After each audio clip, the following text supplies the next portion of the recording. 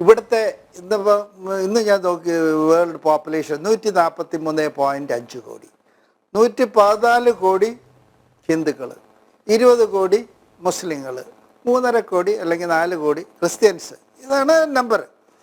ഇത്രയും വരെ 114 കോടി ബാക്കിയുള്ള മൈനോറിറ്റീസ് എന്ന് പറയുന്നവർ എത്ര ചേർത്ത് പിടിച്ച് താലോലിച്ച് എല്ലാ ബെനിഫിറ്റ് കൊടുത്ത് കൊണ്ടുപോകുന്നതിന് തന്നെ നമുക്ക് അവരോട് ഇതുണ്ട്, ഒരു നന്ദി കൊടുക്കണം. ഒന്ന്.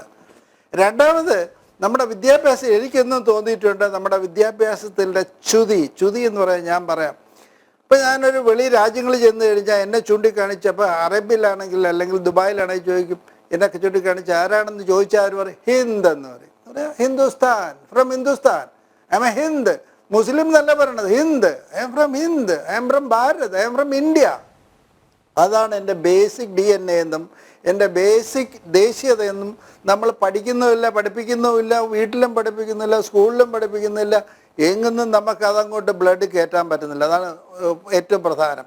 രണ്ടാമത്, ഈ 143 ഈ 114 കഴിഞ്ഞാൽ 20 പേര് മുസ്ലിം എന്ന് പറഞ്ഞാൽ ഹിന്ദ് മുസ്ലിമാണ്, 3.5 കോടി ക്രിസ്ത്യാനി എന്ന് പറഞ്ഞാൽ ഹിന്ദ് ക്രിസ്ത്യാനിയാണ്.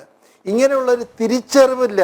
നമ്മൾ ബേസിക്കലി അടിസ്ഥാനപരമായി കുടുംബികമായി ഈ ടെറിട്ടറി നിൽക്കുന്നവനെല്ലാം ഒന്നാണെന്നും അവൻ്റെ ഫാമിലി ഹിന്ദുസ്ഥാനാണെന്നും ഹിന്ദാണ് ബേസിക്കലെന്നും വിശ്വാസം കൊണ്ടവനൊന്ന് മാറി നിൽക്കുന്നെങ്കിൽ ഒന്നാണ് എന്നുള്ള തിരിച്ചറിവ് കാര്യമായിട്ട് വന്നിട്ടില്ല. അതാണ് ഒന്ന്. രണ്ടാമത്, ഞാനിതൊക്കെ വായിച്ചപ്പോൾ എനിക്ക് തോന്നിയത്, ഈ രാമമന്ദിരം നിർമ്മിക്കുന്നതിന് വേണ്ടി അതിൻ്റെ ട്രസ്റ്റിലെ ആൾക്കാരെടുത്തിരിക്കുന്ന ആ ഫിലോസഫി ഇന്ത്യയുടെ വൈവിധ്യത്തെ ഇൻ്റഗ്രേറ്റ് ചെയ്യുന്നു. വൈവിധ്യം എന്ന് പറഞ്ഞാൽ ജോഗ്രാഫിക്കൽ ഡൈവേഴ്സിറ്റി ഒന്നിച്ചു കൊണ്ടുവരുന്നു, പ്രൊഫഷണൽ ഡൈവേഴ്സിറ്റി ഒന്നിച്ചു കൊണ്ടുവരുന്നു, ആർക്കിടെക്ചറൽ ഡൈവേഴ്സിറ്റി ഒന്നിച്ചു കൊണ്ടുവരുന്നു, റിസോഴ്സസ് ഒന്നിച്ചു കൊണ്ടുവരുന്നു. ഈ ഇന്ത്യയിലെ സർവ്വതരത്തിലുള്ള ഡൈവേഴ്സിറ്റിയിൽപ്പെട്ട റിലീജിയസ് ഡൈവേഴ്സിറ്റി അവരെല്ലാവരെയും കൊണ്ടുവരുന്നു. ഇത് നിർമ്മിക്കുന്നതിന് വേണ്ടി ഇസ്ലാമിനെ പറ്റിയാണല്ലോ എപ്പോഴും പറയണത്. ഇസ്ലാമിക് പെൺകുട്ടികളാണ് രാംലല്ലയെ പുതപ്പിക്കുന്നതിന് പുറത്തിടുന്നതിന് വേണ്ടിയുള്ള വസ്ത്രങ്ങളൊക്കെ ഉണ്ടാക്കിയിരിക്കുന്നത് ഇസ്ലാമിക് പെൺകുട്ടികളാണ്. ഇസ്ലാമിലെ ആണുങ്ങളാണ് നല്ല സ്കൾപ്ചേഴ്സായിട്ട് പല കൊത്തുവർക്കുകളും ചെയ്യുന്നത്. ഇസ്ലാം ആക്റ്റീവായിട്ട് പാർട്ടിസിപ്പേറ്റ് ചെയ്തിരിക്കുന്നു, ക്രിസ്ത്യൻ ആക്റ്റീവായിട്ട് പാർട്ടിസിപ്പേറ്റ് ചെയ്തിരിക്കുന്നു, ബുദ്ധിസ്റ്റ് പാർട്ടിസിപ്പേറ്റ് ചെയ്യുന്നു, പഞ്ചാബ് പാർട്ടിസിപ്പേറ്റ് ചെയ്തിരിക്കുന്നു. അവരെണ്ണത്തിൽ കുറവാണെങ്കിലും അവർ ആക്റ്റീവായിട്ട് പാർട്ടിസിപ്പേറ്റ് ചെയ്തിരിക്കുന്നു.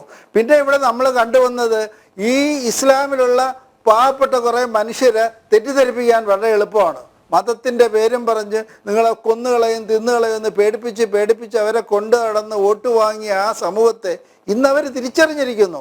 ആ തിരിച്ചറിയലിൻ്റെ ഏറ്റവും പ്രധാനപ്പെട്ട ഒരു ഉദാഹരണമല്ല, അതിൻ്റെ വസ്തുതയാണ്.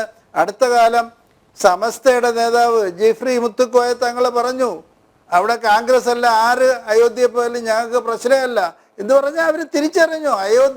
അയോധ്യയുടെ വാല്യ തിരിച്ചറിഞ്ഞു, രാമൻ്റെയും അയോധ്യയുടെയും രാമമന്ദിരൻ്റെയും ഇത് തിരിച്ചറിഞ്ഞ് കഴിഞ്ഞ് ഒരു മാറ്റത്തിൻ്റെ ദിശയാണ്, റിയലൈസേഷൻ ഓഫ് ദ റിയാലിറ്റീസ്, അതിൻ്റെ ദിശയാണ്.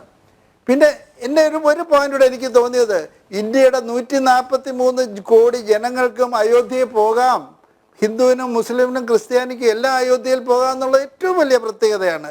അതിനപ്പുറം ഞാൻ കാണുന്നത് 17 രാജ്യങ്ങൾ, ഇന്തോനേഷ്യ, മലേഷ്യ, നേപ്പാൾ തുടങ്ങി 17 രാജ്യങ്ങൾ ഡയറക്റ്റായിട്ട് രാമമന്ദിർ കൺസ്ട്രക്ഷന് വേണ്ടി കോൺട്രിബ്യൂട്ട് ചെയ്തിരിക്കുകയാണ്. റിസോഴ്സസ് ആവാം, മെറ്റീരിയൽസ് ആവാം, പൈസ ആവാം. അത് മാത്രമോ 100 നേഷൻസിൽ നിന്ന് പ്രത്യേകം പ്യൂർ വാട്ടർ കൊണ്ടുവന്ന് പാർട്ടിസിപ്പേറ്റ് ചെയ്യുന്നു. 7 ഓഷൻസിൽ നിന്ന് വാട്ടർ കൊണ്ടുവന്ന് പാർട്ടിസിപ്പേറ്റ് ചെയ്യുന്നു. 7 കോണ്ടിനെൻസിൽ നിന്ന് സോയിലും മറ്റ് റിസോഴ്സും വന്ന് പാർട്ടിസിപ്പേറ്റ് ചെയ്യുന്നു. എന്ന് പറഞ്ഞാൽ ഈ അയോധ്യ ഇന്ത്യക്കാരുടെ മാത്രമാണോ? എനിക്ക് തോന്നുന്നു it's A global destination, global spiritual centre.